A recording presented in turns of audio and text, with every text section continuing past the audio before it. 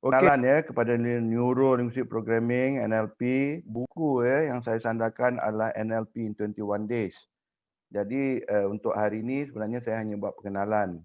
Dan saya akan buat sesi ini setiap pagi Jumaat, kita mula pukul 7.5. Tertinggal boleh saja ya, boleh saja. Nanti kita akan upkan video-video ni di YouTube ya.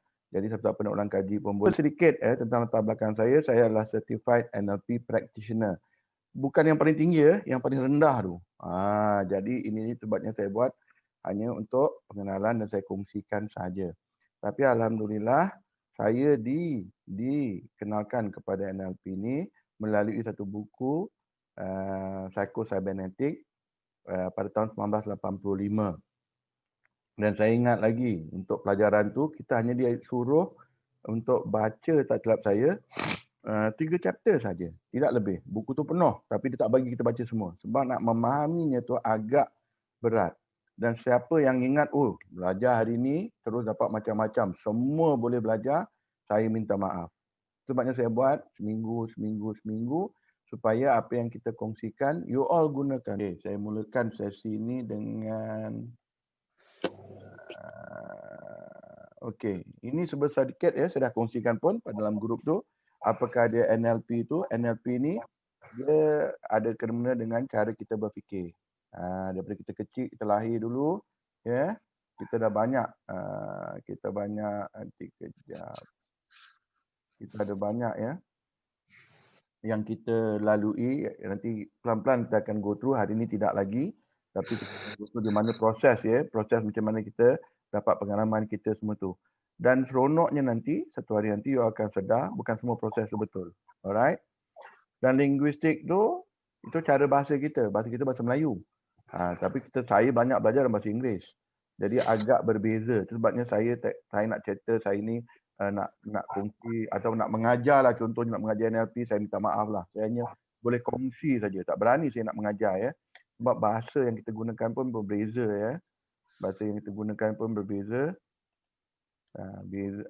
Bahasa Melayu dan bahasa orang putih pun berbeza sebenarnya. Dan programming ni senang nak cerita lah. Saya bagi contoh mudah. Dulu kecil-kecil dulu kan. Dulu kecil-kecil. Okey, siapa yang baru masuk tolong mute ya. Siapa yang baru masuk tolong mute. Siapa yang baru masuk tolong mute. Okey, dulu contoh programming tu senang aja. Dulu masa kita kecil dulu, kadang-kadang orang tetua kita cakap, dalam gelap ada hantu, dalam gelap ada hantu. Masa mula dia cakap tu, dia hanya cakap sekali saja. Dia tak masuk dalam minda kita pun, tak ada kacau kita pun. Tapi lama-lama kita tengok dalam gelap, kita percaya ada hantu. Itu programming. Kita diprogram dari kecil dulu. Ya, macam-macam lagi programming kecil-kecil dulu.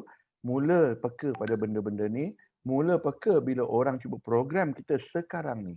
Tujuan kita belajar NLP ni, kita tahu, orang tengah program kita lah. Jadi kita tidak mahu, kita tidak membiarkan orang program kita. Biar kita program diri kita sendiri. Itu sebabnya saya suka sangat NLP. NLP ni walaupun dia lahir pada tahun 70-an oleh bangsa-bangsa asing ya, daripada Amerika sebenarnya. Saya dah selidik asal usulnya, itu saya tak cerita hari ini, saya cerita kemudian kalau ada yang bertanya soalan. Tapi saya suka NLP ni kenapa? Bila you dah faham dia punya teknik ke apa semua, you buat sendiri. You tak payah tanya saya pun. You tak payah apa, nak suruh orang buatkan kat you ke apa, tak perlu. You buat sendiri. Alright.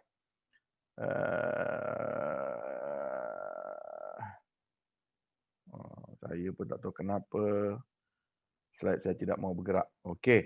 Ini ni terima kasih kepada anak saya, dia dah dia dah buat bahasakan ke bahasa Melayu lah supaya senang ya.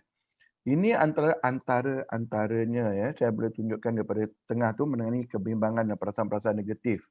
Ini ni mungkin minggu depan ingatkan saya macam mana. Sebab saya bukannya saja berkongsi pasal NLP sebenarnya. Saya berkongsi pasal minda. Sebab saya belajar banyak. Tapi yang saya suka adalah NLP. Nombor 2 saya suka adalah mind power. Dan saya sendiri telah membuat saya punya sendiri the power of doa. InsyaAllah saya kongsikan pada hari ini the power of doa tu. Tapi kat sini ya, menangani kebimbangan dan perasaan negatif. InsyaAllah. Bukan hari ini terus pandai-pandai ya. Menangani fobia. Saya ingat lagi. Masa itu saya fobia tinggi. Saya tak boleh jalan. Kalau jalan tingkat 4 pun saya jalan kat koridor tepi-tepi je. Saya tidak berani nak jalan kat tengok bawah tu saya tak berani. Tapi alhamdulillah satu hari tu saya dapat kerja panjat tower, panjat bangunan. Jadi saya pun cakap, saya dah belajar NLP. Apa kata saya buang fobia saya tu. Alhamdulillah masa 24 jam saya buang. Ini pengalaman saya sendiri. Berkomunikasi dengan lebih baik pun saya gunakan juga. Ubah tabiat yang merosakkan kesihatan. Banyak kali saya buat. Berhenti isap rokok lah. Berhenti minum Nescafe 3 in 1 lah. Semua ni ada teknik-teknik dia. Tak semestinya teknik yang sama boleh digunakan untuk satu individu. Tapi kamu pilih mana teknik yang sesuai dengan kamu. Kenapa ada yang efektif, kenapa ada yang tidak efektif? Ada sebabnya. Lama-lama nanti kamu faham, hari ini kau tak faham, tidak apa. Jangan nak pening-pening kepala. Memanage skill pengurusan, macam kita nak manage diri kita sendiri, kita mulakan dengan diri kita sendiri. Jangan seperti bot nak manage orang lain. Alright. Belajar teknik pantas mengurangkan stres. Ini antara terbanyak yang saya gunakan dan sebenarnya dalaman kita dah kontrol. Bukannya susah, tak susah benda ni. Cuma kita kena terima benda ni. Mendengar secara berkesan dan menjalankan hubungan yang baik. Ini building rapport. Banyak orang tanya saya, coach, macam mana coach jumpa orang baru 5 minit dah macam kenal berpuluh-puluh tahun. Sebab dalam hidup saya gunakan benda ni, NLP. Saya tidak fikir-fikir macam mana nak bertegur orang semua. Tapi saya gunakan benda ni hari-hari. Jadi lama-lama dia jadi sebati dengan saya. Memupuk hubungan yang sihat.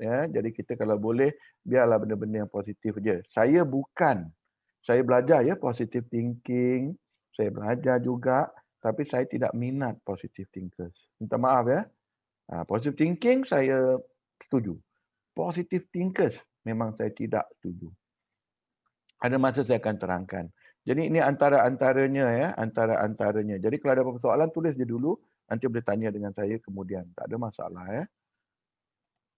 Okey, kita mulakan ni. Saya hanya cerita sedikit saja. Kalau you all ada buku ni depan you all boleh buka. Dan ataupun kalau you all ada yang dia punya soft copy tu boleh minta dengan Akif sekarang pun boleh, dalam grup pun ada juga Jadi saya hanya pergi ke introduction, forward pun saya tak apa. Jadi siapa sini yang belum baca, saya harap dah mula bacalah. Tak payahlah nak baca chapter 1 pun, baca introduction dulu.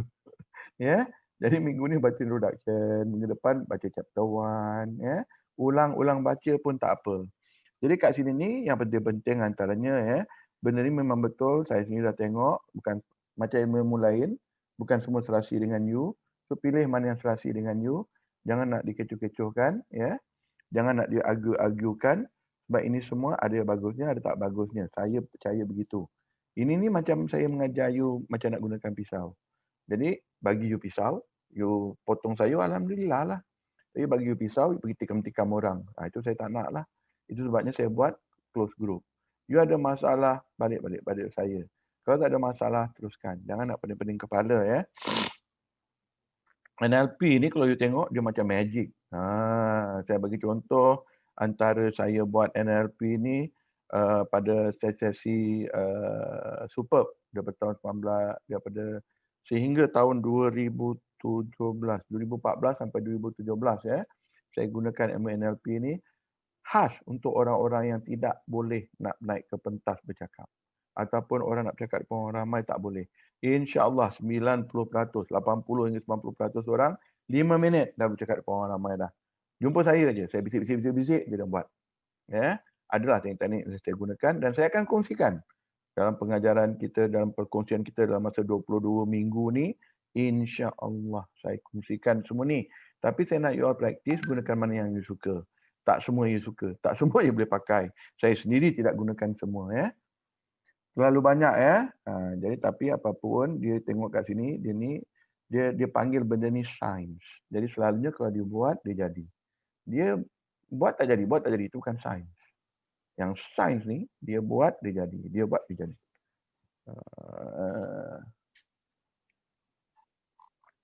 Jadi kalau kita tengok kat sini build personal relationship. Ini semua saya dah mention tadi tapi dia tambah lagi banyak-banyak. Perform at your best pun boleh. Saya selalu buat macam tu. Saya anchor saya punya performance paling bagus sekali di kaki kanan saya. Dan saya taruh satu pintu yang orang lain tak nampak, saya nampak. Itu saya buat anchoring. Ini semua bukan hari ini saya akan cerita. kemudian daripada masa ke semasa. You baca je buku-buku ni, you cuba praktikkan, pelan-pelan pilih. Dan saya dah buat macam-macam dan alhamdulillah ada yang efektif sebab saya lakukan selalu dan ada yang kurang efektif. Control the way you feel ni memang saya dah gunakan semenjak dulu saya muda-muda lah. Kalau saya tak control, saya rasa banyak kali kalau saya mengamuk. Change unwanted habit ni pun banyak kali saya gunakan. Feel confident in whatever you attempt to do. Memang sentiasa saya gunakan, termasuk bila saya nak buat kelas kan, muka confident je. Dulu-dulu taklah confident macam ni kan. Tapi biasa buat. Achieve goals. Achieve goals ni adalah salah satu benda yang ada. Ramai-ramai.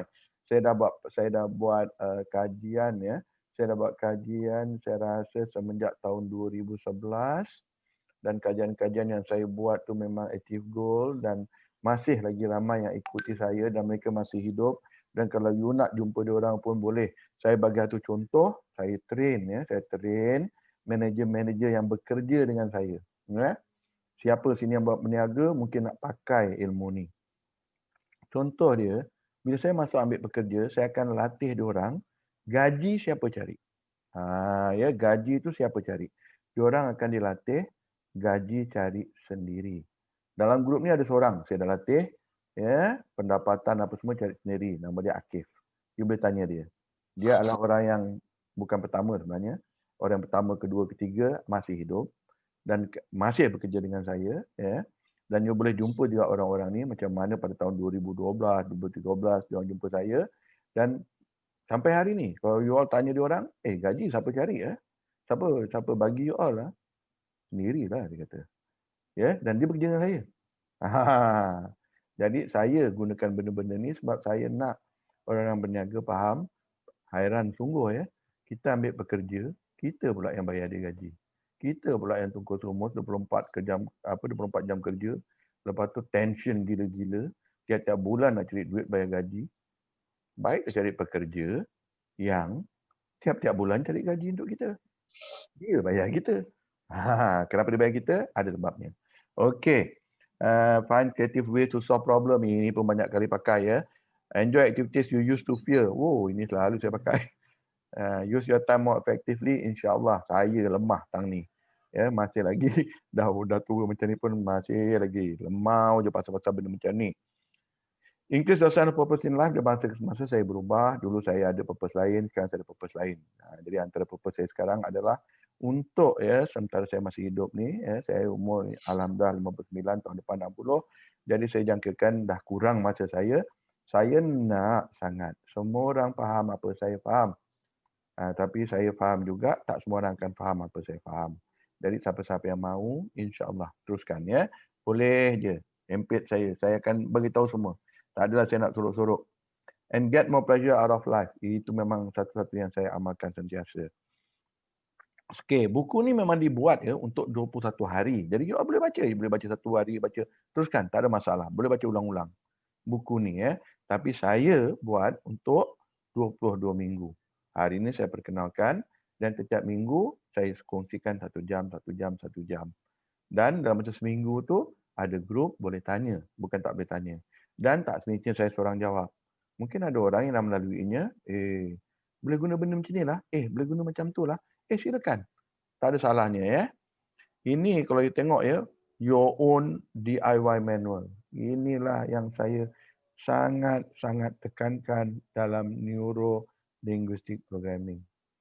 Bila you faham, you tak perlulah nak sibuk-sibuk, nak tahu-tahu nak tahu-tahu lebih-lebih lanjut ke apa benda.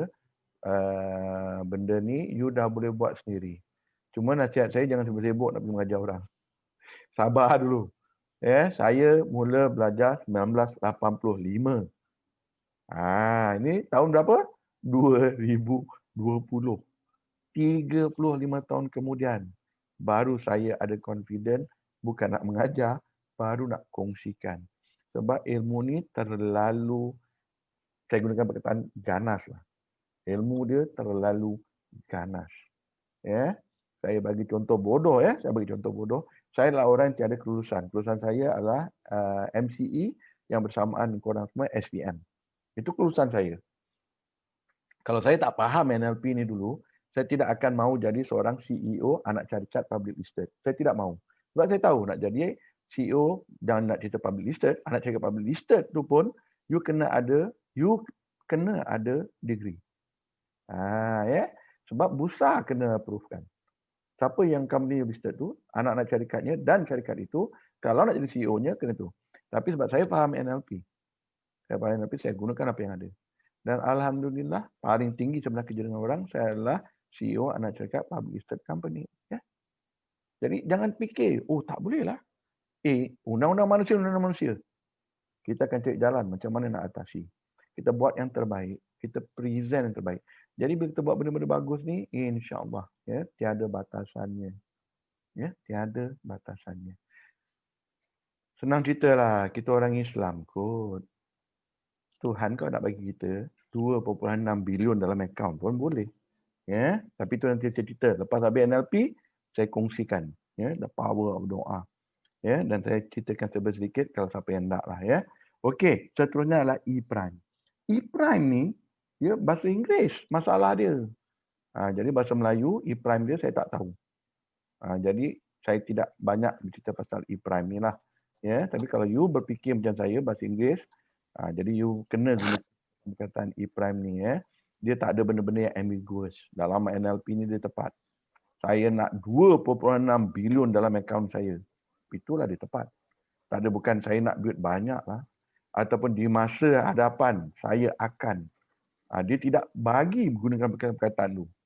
Ya, di masa hadapan saya akan. Dalam NLP, dia tidak galakkan perkataan macam tu. Kenapa?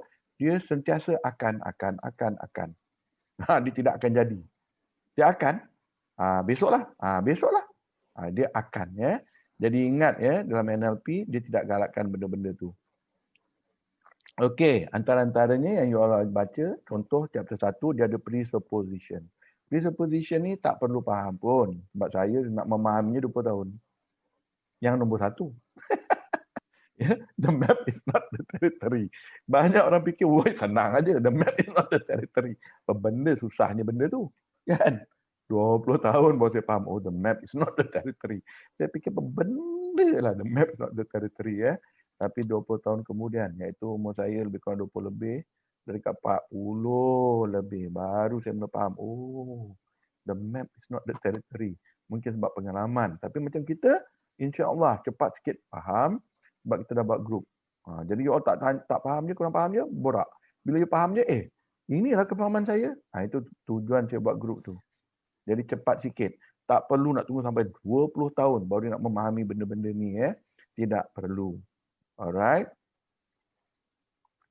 Ini pun diajar juga, ya. Dia cerita juga macam mana nak menggunakan buku ni dengan paling bagus sekali, ya. Kalau boleh buat homework yang dibagi tu. Jadi dalam buku ni nak cepat, bukan semua orang boleh buat cepat, tapi siapa yang boleh buat cepat, buatlah satu chapter satu hari. InsyaAllah 2 hari boleh habis. Ini adalah buku NLP yang paling mudah saya pernah jumpa. Ya, saya ada 2-3 buku NLP. 3 muka surat saya baca, saya tertidur. Sampai sekarang, 3 muka surat saya baca, saya tertidur. Buku ni satu chapter lah saya tertidur. Buku ni. Jadi ada orang mungkin dia tak macam saya. Baca je dia terus faham. Alhamdulillah. Tapi saya percaya ramai orang akan macam saya. Sebabnya saya buat sesi perkongsian ni supaya kita boleh berbincang, kita boleh tengok, betul ke kefahaman ni? Ya, jadi ini yang kita nak, ya. Okey, jadi ini dia introduction dia, ya. Jadi kalau boleh apply pada kehidupan seharian. Kita tengok kat mana kita boleh apply, kat mana kita boleh tambah, kat mana kita apa. Itu saja. Sebab NLP ni dia kena buat. Dia bukan takat baca. Memang kurang menjadilah, ya. Mungkin kurang menjadi. Alright, jadi itu antaranya. Hari ini saya ceritakan pasal introduction. Dan siapa-siapa yang nak slide ni sebab ada 2-3, ya, 2-3 gambar ajar yang mungkin you all boleh gunakan. Okey, sepanjang 22 minggu ini, ya, kita akan praktis semua yang ada kat dalam ni. Dia tak semua saya mahir, tak semua. Ya. Contoh macam reframing. Saya tak berapa familiar, saya tak berapa mahir. Anchoring saya mahir. Ya, mirroring sentiasa saya buat. Kalau you nak build rapport, mirroring you kena hebat. Kalau mirroring you tak hebat, you susah nak build rapport. Alright. Future pacing pun saya tak berapa mahir, tapi saya ada buat. Modeling memang saya buat. Saya memang suka anchoring. Saya memang suka modeling. Tapi orang lain mungkin tidak berminat. Orang lain mungkin minat benda lain. Mungkin you nak reframing. Ya. Antaranya kalau you tengok ya, kinesthetic lah, inilah, pattern interruption. Itulah, kalau saya nak ubah cara orang berfikir, dia takut nak bercakap depan orang ramai, saya gunakan pattern interruption. 5 minit je, tambah 5 minit pun. Saya pernah buat 60 orang tak boleh cakap atas pentas, 60 orang tak boleh cakap atas pentas, insya-Allah dalam macam 3 jam. 60 atas naik atas pentas, 60 boleh bercakap atas pentas dengan baik. Apa saya buat? Bukannya setakat pattern interruption, saya buat installing, saya buat goal setting, semua saya buat sebab dia 60 orang, ya. Jadi benda-benda macam ni kalau you tengok ya, installing ni pun, Akif dia dapat tahu pasal installing je, dan dia kata, kau tolong ajar saya installing. Itu Akif, dia nak install macam-macam dengan otak orang lain. Kita bukan, dia kena faham, installing ni kita install di minda orang lain tanpa dia sedar. Jadi bahaya, sangat bahaya. Ya. Jadi kalau tak faham, tolong tanya saya. Goal setting, alhamdulillah, gunakan. Dia macam switch, tak masuk akal. Switch ni satu teknik yang tidak masuk akal. Buat saja. Bila sampai nanti, buat saja. Belief change, moving towards semua ni ya. Macam matching ni dia lebih kurang macam mirroring. Matching ni macam mirroring. Dia mirroring, modeling dan apa tu ya. Hai. Apa lazas money dia terkeluar tu. So okey, ini antara-antara yang kita akan kongsikan dalam masa 22 minggu bersama-sama ini. Janganlah nak cepat-cepat sangat ya. Saya pun macam saya cakap 20 tahun pertama agak apa ya. Siapa yang tak mute tu tolong mute. Saya dengar suara korang. Nanti lagi 5 minit boleh unmute. Okey, jadi saya sendiri ya 20 tahun baru saya faham sikit-sikit. Saya harap you all bukan 20 tahun, mungkin 2 bulan dah mula faham. Assalamualaikum warahmatullahi wabarakatuh. Ya, kita dah sampai ke penghujungnya.